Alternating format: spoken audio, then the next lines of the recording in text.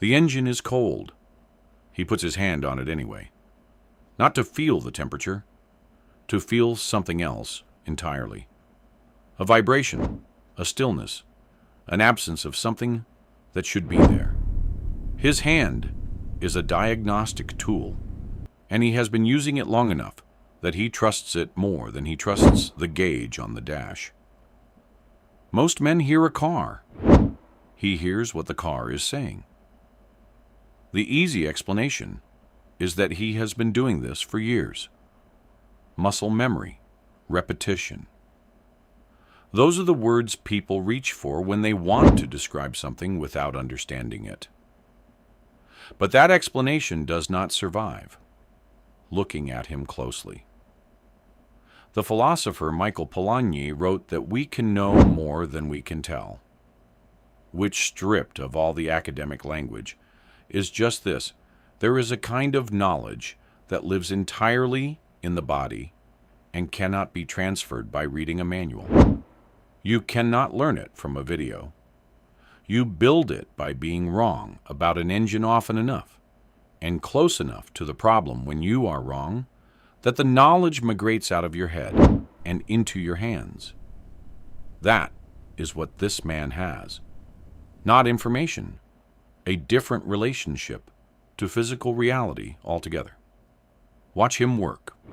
He does not start at the obvious place. He starts at the quiet place, the place that is not making noise yet, because he knows that by the time something is loud, it has already been trying to tell you for weeks. He pulls a wire and holds it to his nose.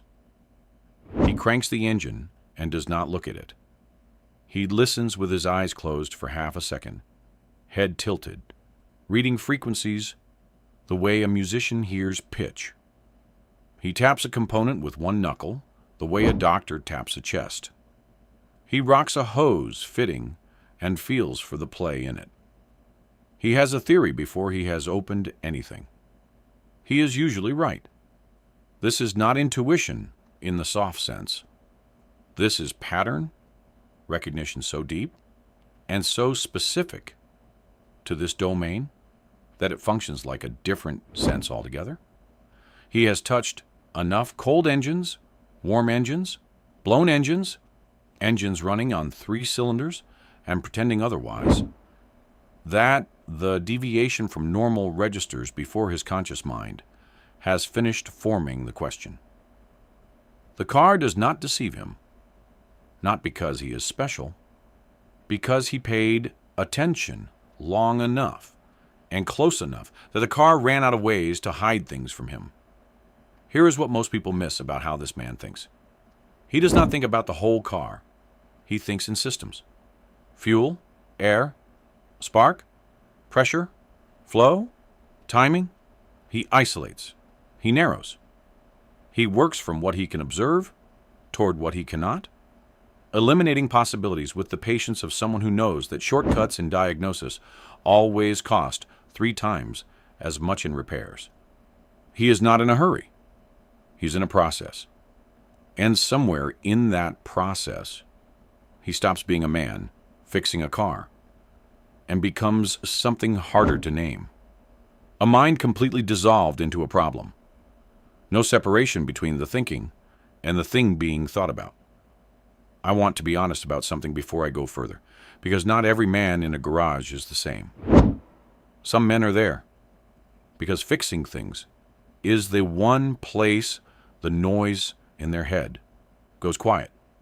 The engine requires all of them. There is no bandwidth left for the argument they had, the bill on the counter, the conversation they have rehearsed 40 times and still not had. The car asks nothing of them except their attention.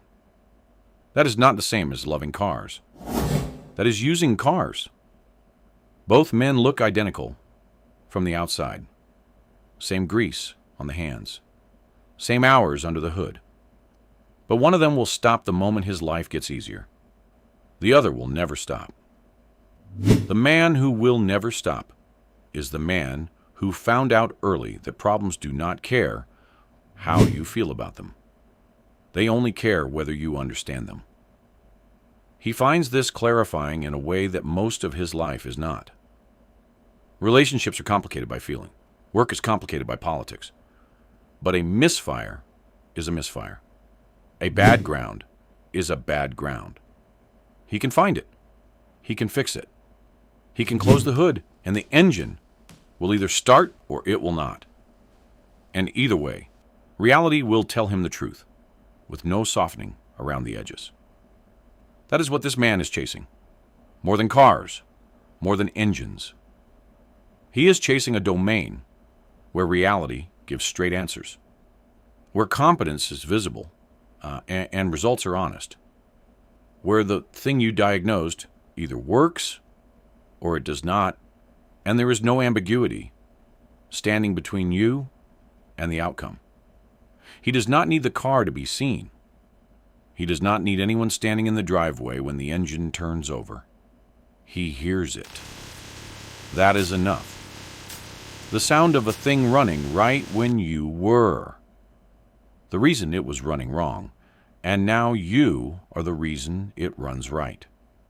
That sound does not need a witness. It already said everything.